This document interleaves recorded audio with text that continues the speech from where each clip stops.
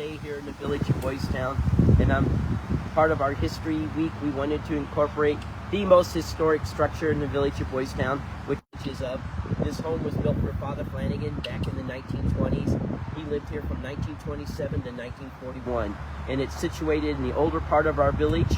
The original property Father Flanagan purchased in 1921. The movie Boys Town was filmed right here in front of this location, and many of our children who come to live with us today still go through the home, and it's open for visitors to come and visit. And right in front of the home, we have this special statue of Father Flanagan. This statue was a gift from our Alumni Association, and its twin statue is over in Ireland, Father Flanagan's hometown of Ballymo, Ireland. And we love this statue because it represents Father Flanagan standing in front of his historic home. And surrounding it on the ground, there are pavers, and these pavers were all dedicated from our alumni to Father Flanagan. You'll see alumni saying, "Thank you, Father Flanagan, for saving them and allowing them to come live here at Boys Town," and others just saying how thankful they are to have been here. And there are men from and girls from all different eras at Boys Town's history are represented in these pavers. And this is just dedicated just to them. And you can see they go back some to the 20s, from the 1950s, some from even 1918. We have some of the earliest kids here represented too in these special pavers here in front of the house. And then we have smaller pavers too. And around the house, we actually have the gardens of Boys Town. And we have Father Flanagan's very, very famous quote, "The work will continue." That was, he said, as he got older in life, representing Boys Town would continue on, even when he was not with us anymore. And on the other side, too, we talk about the artist, Mr. Fred Hoppy, who created the statue. And it was unveiled by Father Val Peter back in 2002 here in the village of Boys Town. We actually have a little time capsule inside with pictures of all our different kids who have lived at Boys Town up to 2002 when they were here in the village of Boys Town. And what we're going to do right now is go into the home, and we'll begin our tour, and we'll walk through the rooms and see how Father Flanagan lived here back in the 1920s. And as we come by, we can see our rose gardens here, our flowers. We had a Eagle Scout come, and one day his project was to recreate the flowers that around Father Flanagan's home back in 1920s and 1930s when he lived here. And a lot of these are based on Father's writings of this is the flowers he had at his home back in Ireland as a child. And this home is a large red brick home.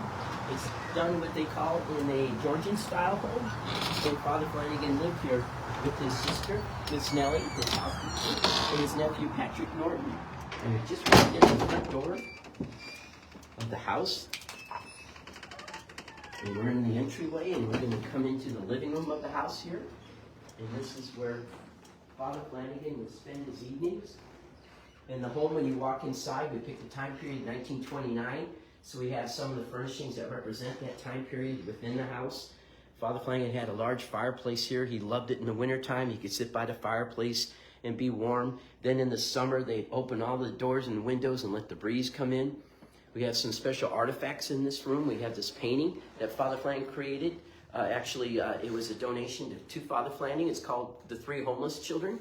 And it represents children on the streets. Now, it's donated by a gentleman from San Francisco who had a shipping corporation. Father Flanagan loved artwork, and he wanted paintings for the children. He actually was going to build an art museum at one point. So this painting was one of the special paintings that was displayed here on campus, and now we have it up here at his historic home. And within the home, too, we have one of our special desks. This is a desk that was made by the kids back in the 1930s. The boys worked in woodworking courses. We have 3 of these special desks that have survived. We have this one that we have displayed in this room, and then we're going to eventually see Father Flanagan's special desk. And within the house, too, we're lucky we have some pictures of Father. We don't have too many, but we have a few. We have a picture of Father Flanagan standing by the fireplace you just saw here in the house, which is, again, very rare. And then we have a picture of him out in the front steps. We just came in with his big brother, Patrick Flanagan. And then above it on the wall is a picture of Patrick Flanagan when he first came to America in about 1908. He would have been about 25, 26 years old when he came here. And you can see within the house we have this yellow color. This is the original color. We had the National Park Service do a study. They got down to the original color, and it was this color yellow. So you're going to see it throughout the main room of the house from the 1920s. And you'll notice, too, we have some little things going on in the house, some buckets or things like any 100-year-old home. We're having it restored, so there's some restoration projects going on right now. We're getting ready for Christmas time because we decorate for Irish Christmas, and so we're trying to get it all done and clean and ready to go. As you leave the living room and the entry hall, you come into Father's reception room. So back in the 20s and 30s, if you would come to visit Father, you would be brought into this reception room. And in here we have some original pieces of furniture that belong to Father Flanagan. We have some items on the table that were made by the kids in woodworking class. Some of the wooden boxes from the 1920s, 1930s. All of them are original. The kids designed each one to be individually. That's how Father Flanagan treated the children. Same thing with the ceramics. Everything is individualized for the children. And then we have a special painting in this room. This painting was Father Flanagan saw this in the office of a college president back east, and he loved the story of a child with his parents before a judge getting judgment. So Father Flanagan requested if he could have a copy. So a nun actually painted this painting, and she made an extra copy for Father Flanagan. And then for many years it's hung here on campus in different buildings, and we brought it up here to the Father Flanagan House in 1980s for safekeeping and to be on display. And we have this beautiful bookcase. This is the bookcase that actually sat in this room back in the 1920s and 30s. It was belonged to Father Flanagan. When he moved out of the house in 1940, he gave everything away because he was getting all new furniture. So he gave this bookcase to Father Schmidt, our choir director. And then Father Schmidt used this here on campus all the way up to the 1970s when he left. And then eventually when he passed away, he donated it back to Boys Town. So we have the original bookcase back here in the house. We're so excited to have it. You can see the detailed work of it, some of the old carvings that were done. So we're very happy this is returned to the house, because gradually over the years, things start to return to us from the original home. And then if we come out back into the entry hall, we're going to come by and we have a family picture, Father's family. Picture of his mom and dad, Jonathan and Nora, and his brothers and sisters. That was taken here in Omaha. 2 sisters remained in Ireland, but by about 1912, this is the Father Flanagan family members living in the city of Omaha. And then we can come into Father's dining room. And here in the dining room, the furnishing actually was used by Father Flanagan. This is the furniture he used when he moved to the new rectory back in 1940. So that furniture was no longer needed. Father Peter one day said, why don't we move this up to the Father Flanagan house? So this is all the furniture that had been used by Father Flanagan from the 1940s. And as you can see, it's very heavy furniture, very well carved. He had a group of people that donated to him all the furnishings in his new home, and even the china and silver. You see, this was all donated to Boys Town by supporters and friends of Father Flanagan. And even this beautiful chandelier, this is the chandelier that was in his rectory down. We just toured that yesterday, and that was the chandelier that was in that residence. It was all moved up here too for safekeeping, so it stayed together as a set. And within this room, we have some special pictures. We have Father Flanagan's mom's picture, Honora, and then we have his father, John. And these were donated by Father Flanagan's great-nephew, Mr. Joe Flanagan, who lives down in Texas. He said these had always hung in the Flanagan family dining room. So we have copies of the picture on display now. The original pictures are at the Hall of History, but these are the frames that we have here, the original frames. And then behind me, we have a picture of Father Flanagan. That again was a family photograph. This was taken about 1916, 1917, right about the time he was founding Boys Town. He was about 32 years old. This is a very rare photo. We don't have many photographs of Father Flanagan taken at that time. In this dining room, Father Flanagan entertained Babe Ruth was here to visit, J. Edgar Hoover was here to visit, other movie stars, politicians, and just ordinary friends and visitors would come and visit. So this dining room was used heavily throughout Father Flanagan's time when he lived here at Boys Town in this home. And then here in the kitchen, now again the kitchen is undergoing some restoration. We have a few cracks in the walls here, but this kitchen represents what it would look like back in the 1920s. We actually had Father Flanagan's housekeeper, a nun named Sister Bertel. She came and visited us back in the 1990s, and she said, I remember it being, this is much brighter than what I remember. But she would come and cook in this room for Father Flanagan and his family. And so she remembered being in this room for a long time. And then here we have the original refrigerator that was in place here. And then we have some of the items they used for doing laundry too. And so this room is really fascinating, especially for our younger visitors. They have no idea what majority of this material is. It gives them some sense of the hard work that was undertaken here to prepare the meals back in the day. And then right outside the doorway here, we come across to a special room And this was Father Flanagan's sister's room, Miss Nellie. She was his housekeeper. She was his older sister. And then she lived with him to the day he died in 1948. And this was her special room. And she had her own kind of suite here with her restroom. And in this room, we have a pair of her glasses on the table. And then we have actually her sewing machine too. So this is some of the personal items we have from Miss Nellie, who people described as the angel of Boys Town because she dedicated her life to helping Father Flanagan and being here with them. And so this room is pretty much back the way it looked like when she would have lived here in the home. And now what we'll do is we can go upstairs and we'll see the upstairs bedrooms of the house. Because again, this is the original 1927 home. And as we come along the hallway, we have a gallery of photographs that we put up over the years, showing the show wagon and the different buildings that existed here at Boys Town during the 1920s, all the red brick buildings. These were all just copies of these, or at the Hall of History too, and some of the famous people that Father Flanagan met, General MacArthur and the movie stars, Mickey Rooney and Spencer Tracy, who would have been in this home. They would have been walked right in the front door and been part of this home. And then before we go upstairs, we have a few pictures to help our guests understand where we're located. We're right here in the Father Flanagan House here. Next to us is our main building, which unfortunately is gone now. It's been replaced by a new school, and this is the playground. You can see a little statue here in the middle. And then up above is the entrance to Boys Town, and you can see the sign that a group of businessmen donated in 1925, and it says, "Visitors always welcome." At the very top of the road is the house we're standing in. And to the right, if you notice, there's a plaque. And on the plaque, it says, "All races, all creeds, all colors." So right at the entrance of Boys Town in 1925, Father Flanagan wanted people to understand all children are welcome to come live here and be part of the Boys Town community. And now we'll walk upstairs here, and we'll see the upstairs, and we'll get to see some of the Father's rooms and some of the extra rooms up here. And as we come upstairs, up on the landing here, we have another, what's kind of called a spiritual bouquet picture. And it's a picture of Father Flanagan, again with his mom and dad, John and Honora. They were great influences on him and guided him as a child. And he based a lot of his theories and concepts on the love that they gave him and his brothers and sisters. And then we have a few more pictures that we have on the hallway as we come up. And we're upstairs on the second floor landing now of the house. And this is an area where the bedrooms are located. And we can start here in Father's dressing room. This was Father's room that he would use in the morning when he'd get ready. We actually have his suitcase in the blanket that says Father Flanagan. So this was his dressing area. We have his tables here, his chest of drawers, his closets, and then this room had an extra sun porch. And this is sort of a room where Father could come out and he could do some writing and just enjoy the nice weather. Again, the house didn't have air conditioning, so he could open up all the windows and let the nice breeze blow in, and he could be up here working away.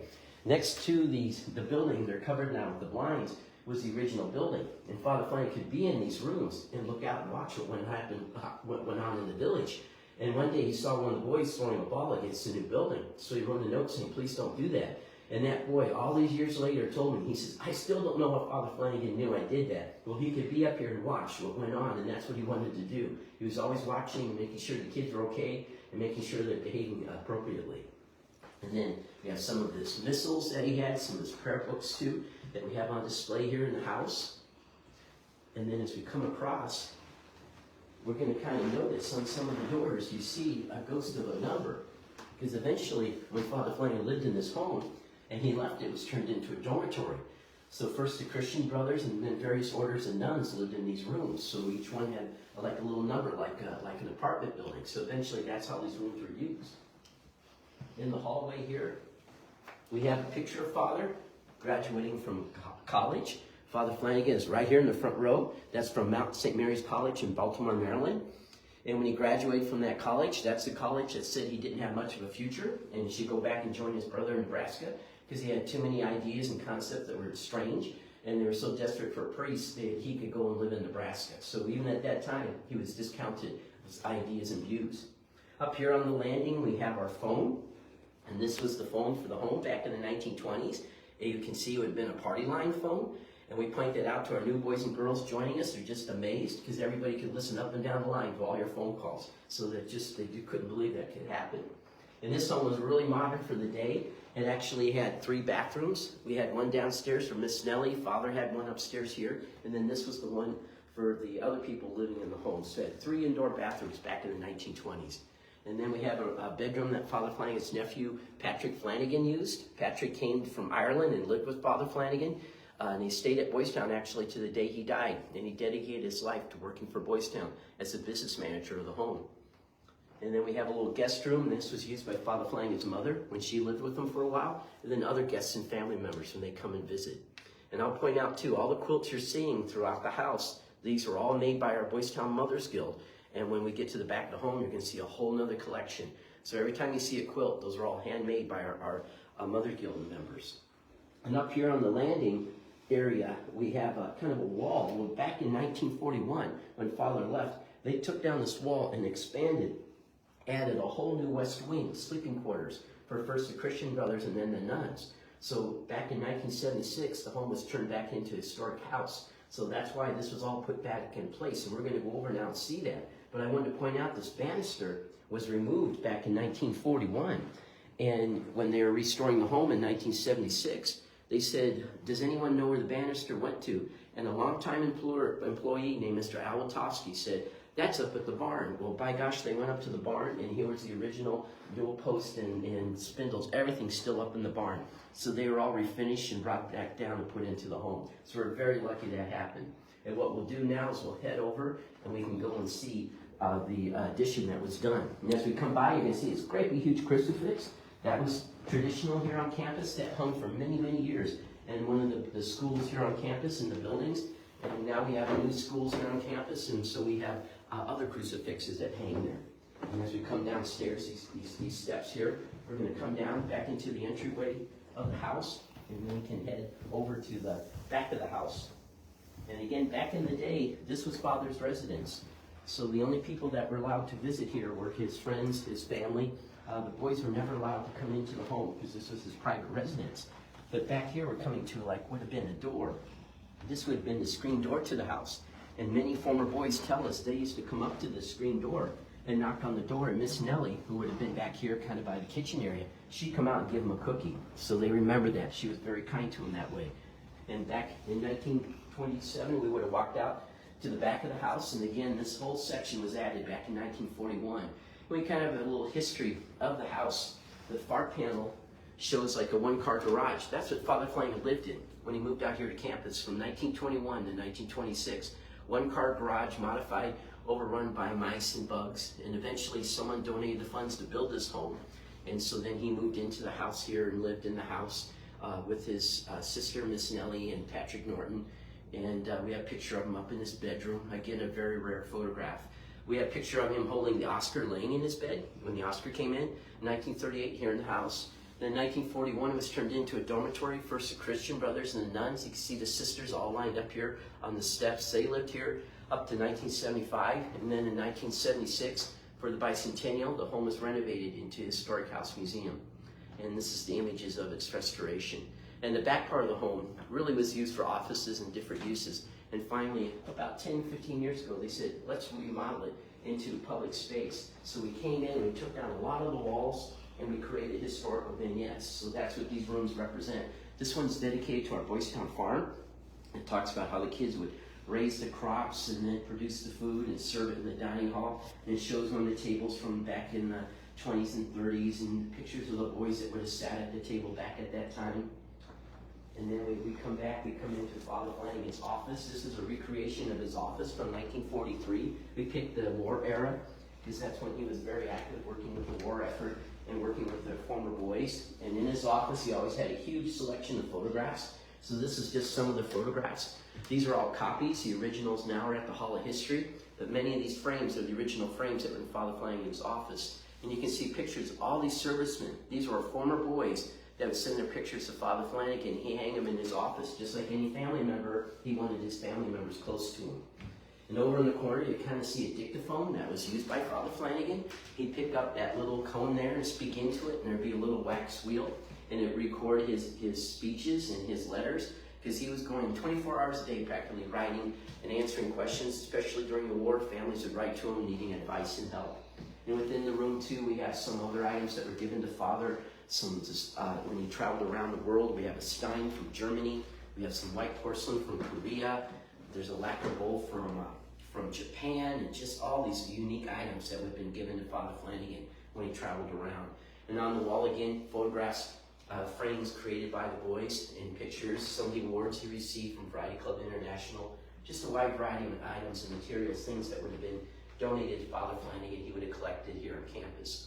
For our centennial, we actually created a time capsule. So in the corner, you kind of see there's a time capsule that 100 years from now, hopefully will be open. And then the centerpiece of this room is Father Flanagan's desk. And this is the desk the boys made for him.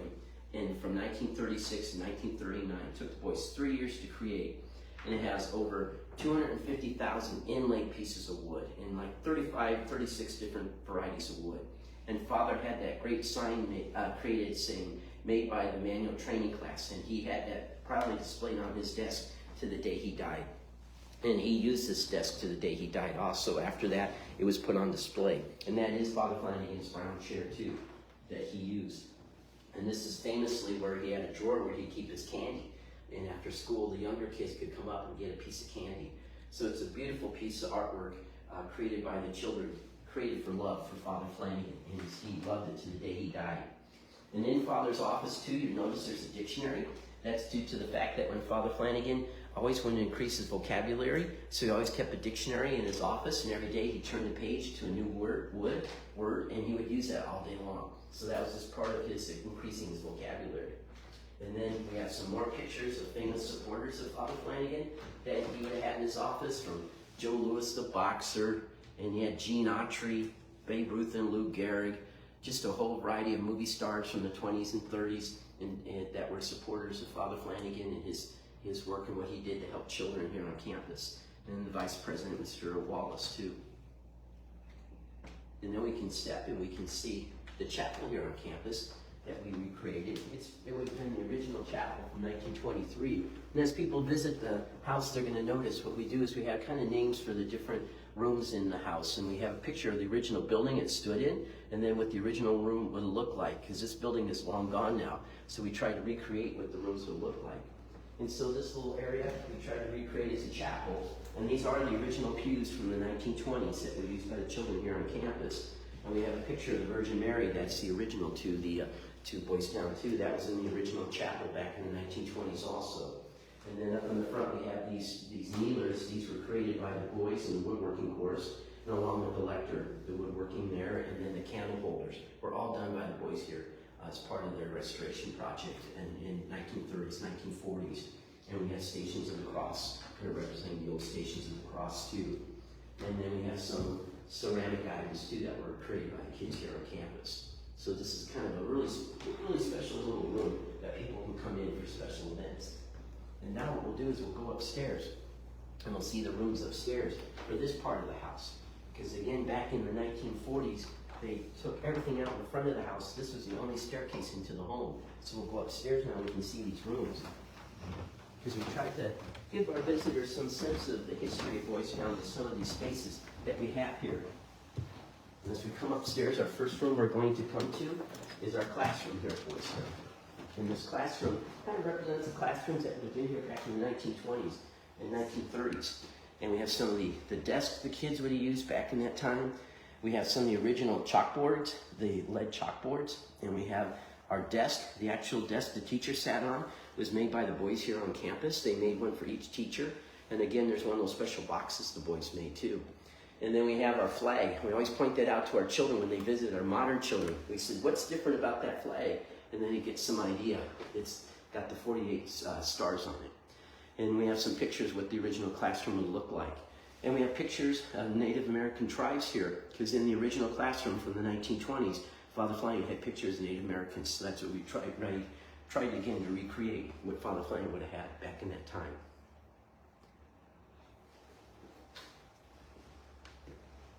And again, that's a picture of the original classroom from the 1920s that we're recreating. And then above it is the building that would have sat in, that is now gone. And then this room, as we continue our tour, is what's called the cell.